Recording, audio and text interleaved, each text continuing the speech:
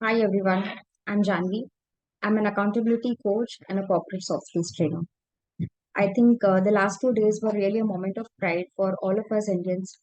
We were watching the entire G20 event, and the entire event unfolded so well. So it was really a moment of pride for all of us, actually. And it has been said by a lot of intellectuals that India is now all set to foray into the developed world. I do agree with it, given the capability and the intellectual ability of Indians. We see a lot of Indians who are at the top positions of so many global organizations. I don't think we are much far behind, and we definitely have the capacity to go to that level. However, there is one parameter that I think we need to work on. So, just the way we work on our inflation percentage, our literacy percentage, our unemployment percentage, even this percentage is something that needs our attention. So the percentage that I'm talking about is power distance. So let me just share this with you.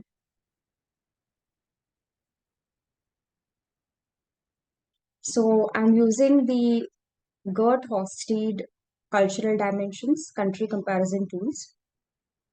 Uh, we have India, UK, and the US. So I'm specifically talking about power distance. That is what I'm going to talk about in today's video. If we see, India is at 77, UK is at 35, and US is at 40. So we are way high as compared to these two countries. So what do we really mean by power distance? Okay. So it's a little complex concept. Let me see how I can explain it to the best of my ability. So this is the distance that we feel when somebody is at a higher space in terms of status, age, or position, as compared to those who are lower in terms of status, age, or position. Okay. Now, just to give an example, just to simplify this concept a little, if there is a boss, an Indian manager, and he has a team, his subordinate, he may feel that it's his right to direct them, to order his subordinates, and his subordinates need to listen to them or obey them. Okay, because there is a distance between the top person, because he's at a higher position, and somebody who's lower to him, who is at a lower position. Okay, now this same thing can can be there when there is somebody who is higher in terms of status. So somebody who's earning well or who has a higher status, they may feel that okay, we are up there, and somebody who is not earning as much as they are lower or below me. Same concept would translate when there is somebody who is higher in terms of age.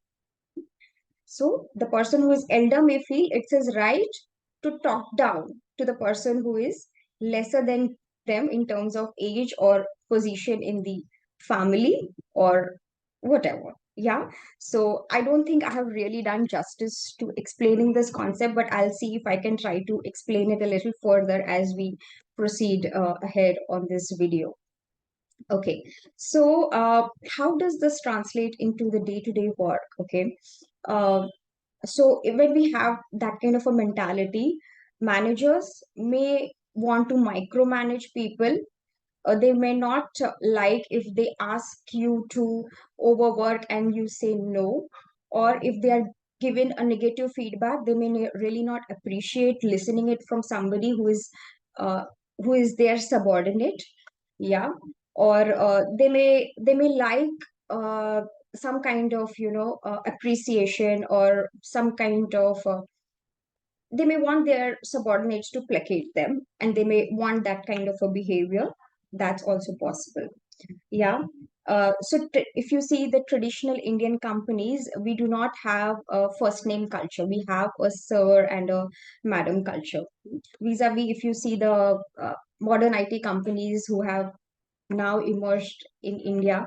I mean, now it's been quite a long time, but in most of the IT companies, you don't have a sir and a madam culture. That is coming from this power distance only. I will try and link it a little when we talk about the US and the UK cultures where the power distance is very less.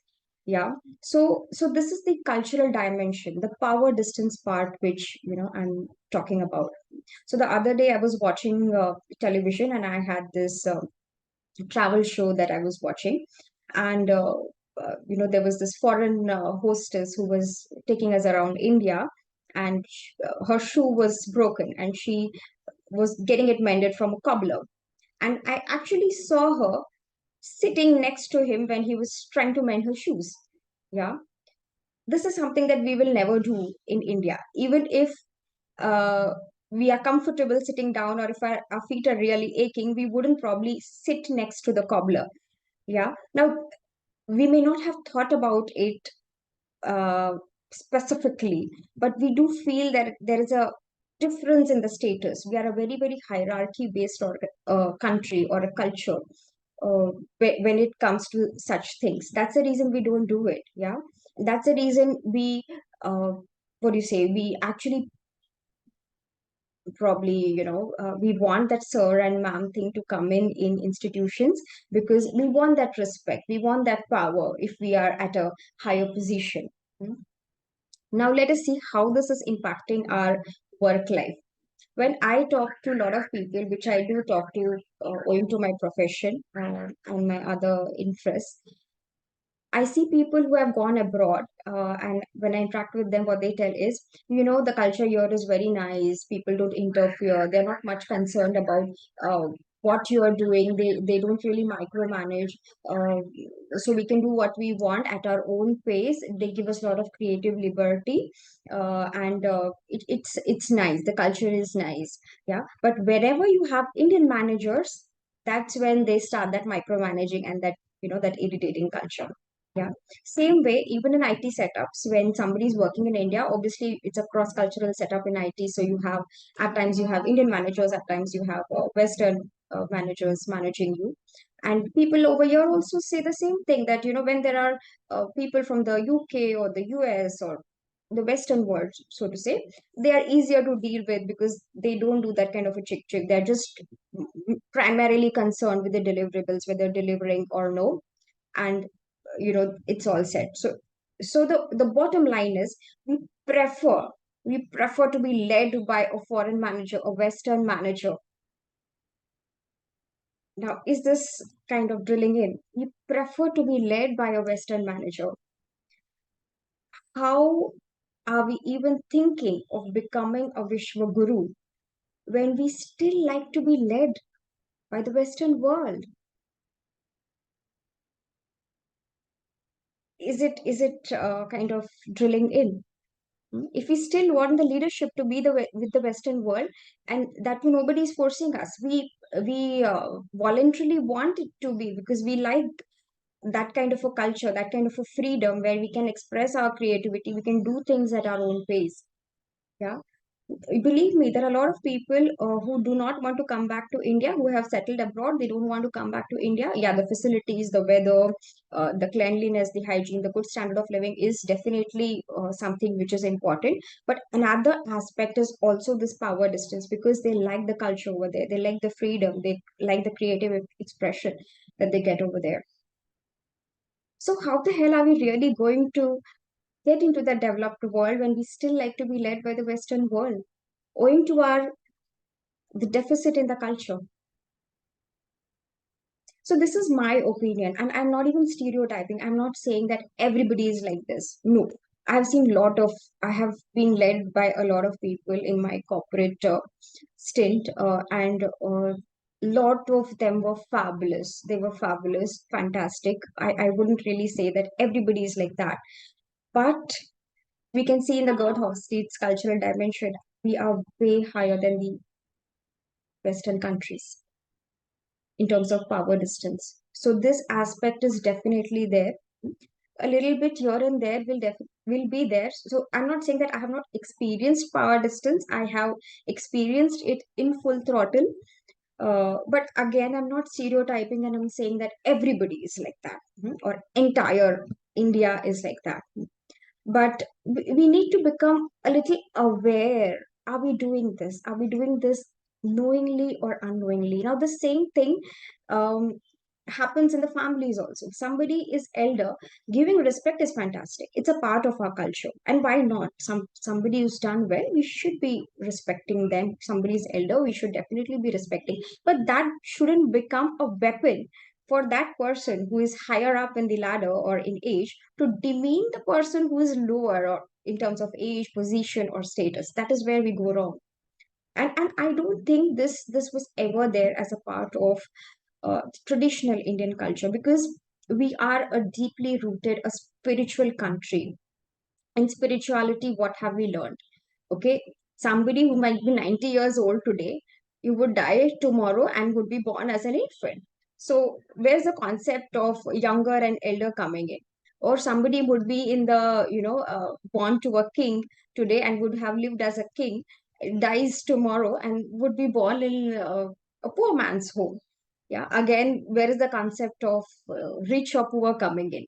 Yeah, so when we broaden our perspective a little, when we think from a different perspective, a broad perspective, all these barriers, all these shackles where we feel it's our right to talk down to somebody or feel powerful by demeaning somebody, all these things just shatter away.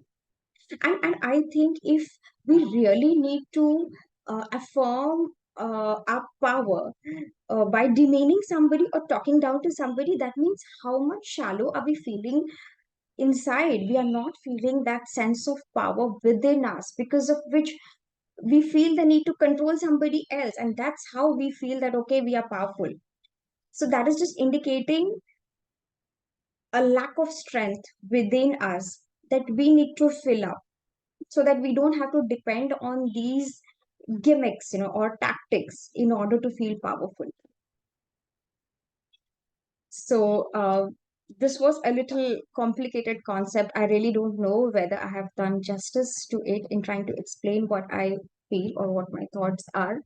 But it was just an honest attempt to be very frank, because I truly, madly, deeply am in love with my country, and I truly feel that we deserve to be in the developed world.